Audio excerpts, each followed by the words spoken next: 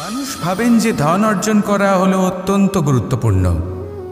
তিনি আজীবন ধন অর্জন করতে থাকেন, ধন অর্জন করার চেষ্টা করতে থাকেন।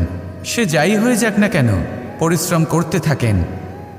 স্বাস্থ্যের দিকে নজর দেন না, না উচিত সময় খাবার খান, না উচিত সময় ঘুমোতে যান, না পর্যাপ্ত সময় পর্যন্ত ঘুমন, কিছুই না। ধন অর্জন করতেই থাকেন। আর কিছু সময় পরে যখন তিনি অসংখ্য ধন লাভ করে ফেলেন, তখন তার সাথে ওনার শরীরে অনেক রোগ বাসা বাঁধে। এইসব রোগের উপচার করতে করতে সেই সমস্ত ধন যা উনি অর্জন করেছেন তা তিনি ব্যয় করে ফেলেন। শেষ পর্যন্ত কি হয়? আমরা যেভাবে এসেছি ঠিক সেইভাবেই ফিরে যাই, ধন এখানেই থেকে যায়। দেখুন, একটা অত্যন্ত গুরুত্বপূর্ণ কথা রয়েছে যে আপনার বোঝা উচিত। এই যে ধন, তার ব্যবহার করুন জীবনকে আরও ভালো করে তোলার জন্য। ধনের সদ্ব্যবহার করা উচিত, এমন যেন না হয় এই ধন আপনাকে ভোগ করে ফেলে। এই জীবনকে নিশ্চিত রূপে আরও শ্রেষ্ঠ করে তুলুন। কিন্তু এই ধন অর্জন করার এই প্রক্রিয়াতে নিজের সারা জীবনকে নষ্ট করে ফেলবেন না। এই জীবন উপভোগ করতে শিখুন। আর আমার সাথে ভালোবেসে বলুন, রাধা রাধা। মানুষের মধ্যে একটা বিচিত্র প্রবৃত্তি থাকে, অন্য সকলের বিষয়ে, তাদের জীবনের বিষয়ে, তাদের ব্যক্তিত্বের বিষয়ে, তাদের ভবিষ্যতের বিষয়ে অনুমান করা। এটা হলো অনুচিত। কারোর অতীতকালকে দেখে লোকে ভবিষ্যৎ বলে দিতে পারেন, বর্তমানকে দেখে ভবিষ্যতের বিষয়ে অনুমান করে ফেলেন। উদাহরণ দিতে হলে বলবো, কোনো দাসকে দেখুন, ওকে দেখে লোকে বলে যে ওর ভবিষ্যৎ সেটাই হতে পারে, অনুমান করে ফেলেন। আর এই রাজাকে দেখুন, উনি তো কত সুখী হবেন, উনি তো জগতের সব থেকে অধিক সুখী মানুষ, কত সুখ সুবিধা আছে ওনার কাছে, ধারণা করে ফেলেন। তবে সত্য তো এটাই যে কারোর ব্যক্তিত্বের বিষয়ে, তাদের ভবিষ্যতের বিষয়ে আপনি পূর্ণ সত্য কখনোই বলতে পারবেন না, শুধু অনুমান করতে পারবেন। আর এই অনুমান করে সত্যি কোনো লাভ হয় না, কারণ এই কাল সেটা হলো অত্যন্ত শক্তিশালী। কালো থেকে কালোতর কয়লাকেও হিরেতে পরিণত করতে পারে, অনেক বড় বড় রাজাকেও বিদূষক বানিয়ে ফেলতে পারে এক মুহূর্তেই। তাহলে আপনি অনুমান করে কি লাভ? কি পেলেন অনুমান করে? সেই জন্য কারোর বিষয়ে কোনো অনুমান করবেন না, তার ভবিষ্যতের বিষয়ে অনুমান করতে যাবেন না, কারোর বিষয়ে কোনো ধারণা করে নেবেন না। কিছু করতে হলে ভালোবাসুন, সবার মধ্যে ভালোবাসা ছড়ান, সবার মধ্যে ধন্যাত্মক ভাব ছড়ান। এই মন প্রসন্ন হয়ে বলবে, রাধা রাধা। কেউ বলে জীবন খুব ক্ষণস্থায়ী, কেউ বলে জীবন হলো একটা সুন্দর স্বপ্নের মতো, আবার কেউ বলবে জীবন হলো এক কঠোর সত্য। কিন্তু জীবন আসলে কি? জীবন হলো আপনারই প্রতিবিম্ব, একটা দর্পণ। অর্থাৎ আপনি জীবনকে সেইভাবেই পাবেন যেরকম আপনি নিজেকে প্রতিপন্ন করবেন। যদি আপনি দর্পণের দিকে তাকিয়ে হাসেন, তাহলে আপনি সামনে হাসি মুখী দেখতে পাবেন। এবার যদি আপনি গম্ভীর হয়ে থাকেন, তাহলে আপনি একজন রুষ্ট ব্যক্তি দেখতে পাবেন। শেষে সবথেকে বেশি গুরুত্বপূর্ণ হলো আপনার চেষ্টা। আপনাকে সবসময় চেষ্টা করতে হবে যাতে আপনি নিজেকে প্রসন্ন এবং ইতিবাচক মনোভাবে রাখেন। এটা হলো আপনারই উত্তরদায়িত্ব, তাকে পালন করুন। এই মনকে প্রসন্ন রাখুন, এই সংসারকে সুন্দর বলে মনে হবে। আর এই মন প্রসন্ন হয়ে বলবে, রাধা রাধা। কথায় আছে, অন্ধকারে প্রদীপ প্রজ্বলিত করলে চতুর্দিক আলোকিত হয়। কিন্তু যদি এই প্রদীপ আমি সূর্যের আলোর সম্মুখে সকালবেলায় প্রজ্বলিত করে রেখে দিই, তাহলে কি হবে? আপনি বলবেন যে এটা করে তো কোনো লাভই হলো না।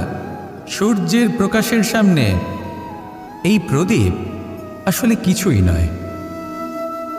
এবার এই চিন্তা ভাবনা প্রত্যেক দিন করতে হবে, আর একটা অমূল্য শিক্ষা পেতে হবে। মনে করুন যে আপনি মহাপুরুষের সামনে বসে আছেন, কোনো মহাজ্ঞানীর সামনে। তাহলে সেই ব্যক্তির সামনে নিজের জ্ঞানের প্রদীপ প্রজ্বলিত করবেন না, নীরব থাকুন, আর সেই ব্যক্তির সূর্যের প্রকাশের মতো জ্ঞান প্রাপ্ত করুন। যতটা পারবেন জ্ঞান লাভ করুন। যদি এমন কোনো সময় এমন কোনো স্থানে আপনি আছেন যেখানে চতুর্দিক অন্ধকার, কারোর কাছেই জ্ঞান নেই, সেখানে নিজের জ্ঞানের প্রদীপ প্রজ্বলিত করুন। এমন করলে দুদিক থেকেই আপনার লাভ হবে। আপনার জ্ঞান প্রাপ্তিও হবে আর জ্ঞানের সঠিক প্রয়োগও করতে পারবেন। আর এই মন প্রসন্ন হয়ে বলবে, রাধা রাধা। এই সংসারে সাফল্য লাভ করার জন্য জ্ঞানের প্রয়োজন হয়, পরিশ্রমের প্রয়োজন হয়, দৃঢ় নিষ্ঠার প্রয়োজন হয়, নিরন্তর চেষ্টা করা প্রয়োজনীয়। কিন্তু আরও কিছু আছে যা অত্যন্ত প্রয়োজনীয় এবং গুরুত্বপূর্ণ। তা হলো ভালো বন্ধু। তাদের থাকা অত্যন্ত প্রয়োজনীয়। যদি ভালো বন্ধু থাকে তাহলে সময় এলে তারা ঢাল হয়ে আপনাকে সুরক্ষা করবেন। সময় এলে অস্ত্রের মতো শত্রুকে সংহারও করবেন। যদি তিনি জ্ঞানী হন, তাদের মধ্যে সদ্গুণ থাকে, তাহলে এই সব গুণ আপনার মধ্যেও প্রবেশ করবে। তাহলে সাফল্যের জন্য ভালো বন্ধু পাওয়া অত্যন্ত প্রয়োজনীয়। কিন্তু শুধু বন্ধু কেন, ভালো শত্রুও থাকা প্রয়োজনীয়। এবার আপনি ভাববেন, আমি কি বললাম? যদি আপনার জীবনেও ভালো অর্থাৎ শক্তিশালী শত্রু থাকে, তাহলে আপনিও শক্তিশালী হতে থাকবেন। এই শত্রু আপনাকে প্রেরিত করবে আরও বেশি শক্তিশালী হয়ে ওঠার। কখনো কোনো হরিণকে দেখুন, তীব্র গতিতে দৌড়তে থাকে। কেন তীব্র গতিতে দৌড়য়? এই কারণে নয় যে কোথাও তার জন্য মধুর ঘাস অপেক্ষা করে রয়েছে, না। সে এই কারণে তীব্র গতিতে দৌড়য় কারণ সেটা না করলে তার পেছনে একটি সিংহ আছে যে ওকে নিজের ভোজন করে ফেলবে। তাই জীবনে বিপদ, সংকট, এই সব কিছুও হলো অত্যন্ত গুরুত্বপূর্ণ। তার সম্মুখীন হতে শিখুন আর আমার সাথে ভালোবেসে বলুন, রাধা রাধা। মানুষের একটি সমস্যা আছে যে মানুষ সাফল্যকে মাপতে থাকেন, লক্ষ্যপ্রাপ্তিকে মাপতে থাকেন এবং তার তুলনা করতে থাকেন যে ও এত কিছু পেল আর আমি পেলাম না। ওর কাছে এত কিছু আছে কিন্তু আমার কাছে নেই। এই তুলনা করার জন্য ওনারা দুঃখী হয়ে পড়েন, নিরাশ হয়ে পড়েন। তাই আমি একটা প্রশ্ন করছি যে এটা কি উচিত? এই সংসারে আপনি কি নিয়ে তুলনা করবেন, যেখানে সূর্যদেব চন্দ্রমা দুজনেই আছেন, দুজনেই হলেন বিশেষ, দুজনেই নিজ নিজ সময়ে উদিত হন। এদের মধ্যে একজন না থাকলে তাহলে আমাদের জীবন কঠিন হয়ে পড়বে। ঠিক সেইভাবেই আপনি যদি একটা বড় রেখা অঙ্কন করেন তাহলে অন্য রেখাটি ছোট হয়ে পড়ে না, সে তেমনই থাকে যেমনটা সে ছিল। আপনার অস্তিত্ব কখনো ছোট বা বড় হতে পারে না। শুধু তুলনা করার জন্য আপনার এটা মনে হতে পারে। যদি আপনি যুদ্ধ করতে চান আপনার তলোয়ারের প্রয়োজন পড়বে। যদি বস্ত্র তৈরি করতে চান এত বড় তলোয়ার দিয়ে কিছুই হবে না, তখন প্রয়োজন পড়বে একটা ছোট্ট সূচের।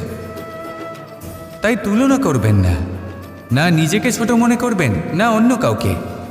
সবার সাথে সহযোগিতা করুন, আর যদি তুলনা করতেই হয় নিজের সাথে করুন যে কাল আমি কেমন ব্যক্তি ছিলাম, আজ কি তার থেকে শ্রেষ্ঠ হয়ে উঠতে পেরেছি। ভেবে দেখুন ভবিষ্যতে গিয়ে আপনি কতটা শ্রেষ্ঠ ব্যক্তি হতে পারেন। আসুন আমার সাথে ভালোবেসে বলুন, রাধা রাধা।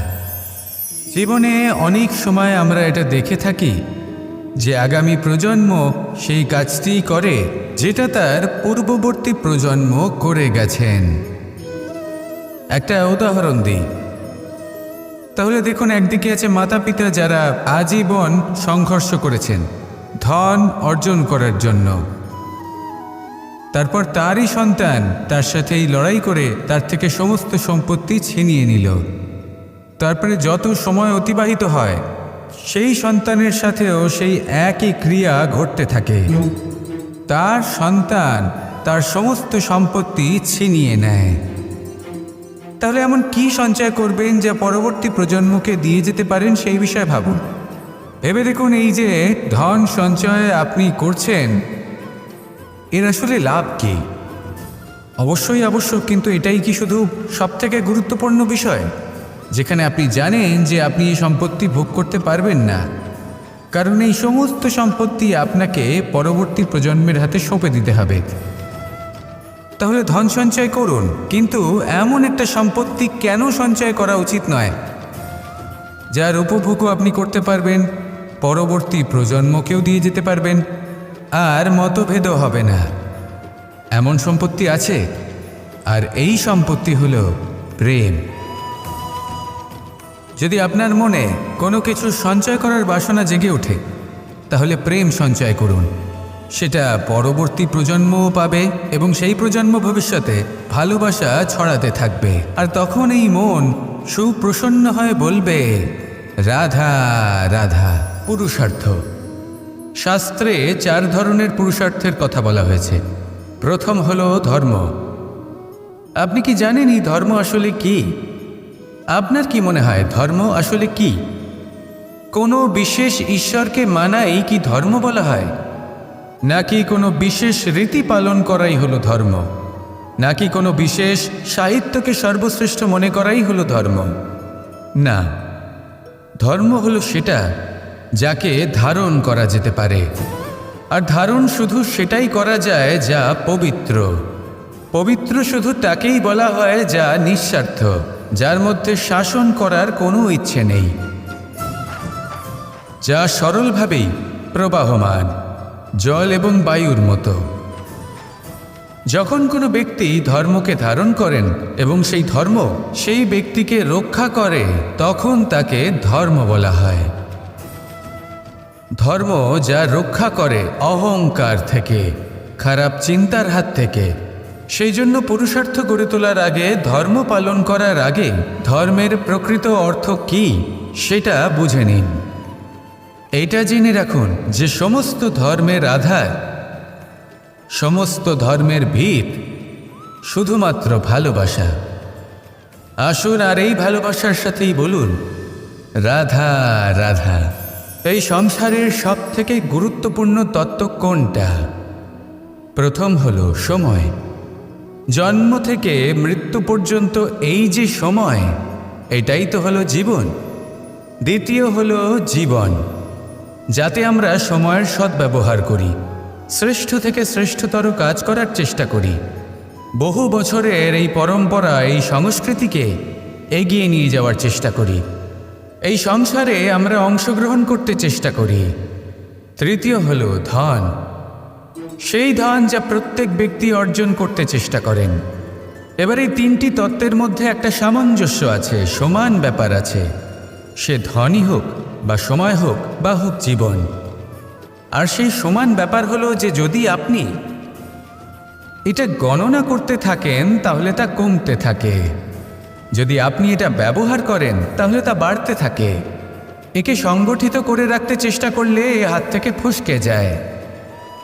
কিন্তু যদি আপনি একে সামলে রাখতে শিখে যান, তাহলে এমন কাজ করবেন যাতে সংসারের সাথে সাথে পরবর্তী প্রজন্ম লাভবান হবে। যদি কিছু শিখতে চান তাহলে সামলাতে শিখুন, গণনা করা বা সংগঠিত করা নয়। আসুন আর আমার সাথে ভালোবেসে বলুন, রাধা রাধা। কখনো কোনো বাগানের কোনো বৃক্ষকে দেখেছেন যেখানে সুগন্ধি ফুল থাকে, রসালো ফল থাকে? তখন মন প্রফুল্ল হয়ে ওঠে, মন থেকে সেই বৃক্ষের প্রতি ভালোবাসা জন্মায়। কিন্তু যিনি বাগানের মালিক, শুধুমাত্র তিনিই জানেন যে কিভাবে এই বৃক্ষকে আগলে রাখতে হয়, কিভাবে তার পরিচর্যা করলে এতে সুন্দর সুগন্ধি ফুল হবে, রসালো ফল হবে। কখনো কখনো প্রয়োজনের থেকে বেশি রোদ পেলে এই বৃক্ষগুলি শুকিয়ে যায়, প্রয়োজনের থেকে কম রোদ পেলেও এই বৃক্ষ কিন্তু শুকিয়ে যায়। প্রয়োজনের থেকে কম জল যদি পায়, এই বৃক্ষ শুকিয়ে যেতে পারে। প্রয়োজনের থেকে অতিরিক্ত জল যদি পায়, তখনও এই বৃক্ষের শিকড়গুলি নষ্ট হয়ে যেতে পারে। এবার এটাই কিন্তু আমাদের সংসারের সাথেও হয়।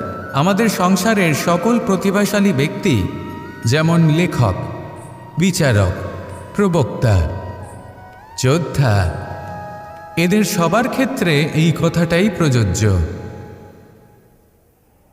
যদি বেশি প্রশংসা করা হয় তাহলেও এরা হারিয়ে যাবেন। প্রয়োজনের থেকে বেশি যদি নিন্দা করা হয় তখনও তারা নত হয়ে পড়বেন। তাহলে আপনি এদের রক্ষা করুন এবং নিজেদেরও। মনে রাখবেন একটা কথা, জেনে রাখুন কখন কোন নিন্দায় আপনি লজ্জিত হবেন না, আর কখন কোন প্রশংসার দ্বারা নিজের মধ্যে অহংবোধ জাগ্রত করবেন না। এই মন সুপ্রসন্ন হয়ে বলবে, রাধা রাধা। এই সাগর কত বিশাল আকার, কখনো শান্ত কখনো উত্তাল, কিন্তু এই সাগরকে এত মহান কে করে তুলল? জল। এবার এই জলের যাত্রা দেখুন, সেটা কতটা কঠিন। এই জল সাগরে থাকে, সূর্য ওকে এতটা উত্তপ্ত করে তোলে যে এই জল নিজের অস্তিত্ব হারিয়ে ফেলে এবং বাষ্পে পরিণত হয়ে হাওয়ায় মিলিয়ে যায়। তারপরে আকাশে যায় আর নিজের অস্তিত্ব আবার হারিয়ে ফেলে, মেঘে পরিণত হয়। তারপর এই মেঘ কোথাও গিয়ে কোনো পর্বতে ধাক্কা খায়, তারপর আবার এই জল নিজের অস্তিত্ব হারায়। তারপরে বর্ষার রূপ ধারণ করে তা বর্ষিত হয়, বা কোনো পর্বতের চূড়ায় তার শিখরে বরফের রূপ ধারণ করে। তারপরে এই বর্ষা মাটির দিকে নিজের যাত্রা শুরু করে। এবার মাটিতে ঝরে পড়া এই বর্ষা স্রোতের আকার ধারণ করে এবং আস্তে আস্তে বইতে থাকে। এই নদীর আকার ধারণ করে এবং নদী রূপে বইতে বইতে পাথরে ধাক্কা খায় বা কোনো পর্বতে ধাক্কা খায়, আর তারপর এই নদী এসে সাগরে সমাহিত হয়ে যায়। নদীর এই জল আবারও নিজের অস্তিত্ব হারিয়ে ফেলে, কিন্তু এইবার সেই জল নিজেই সাগরে পরিণত হয়। এটা আমাদের সকলের জন্য একটা শিক্ষা যে এই সংসারে জীবন এবং সময়ের হলো এক অনন্ত যাত্রা। এই সংসারে যা কিছু আছে তার সূত্রপাত কোথাও একটা হবেই।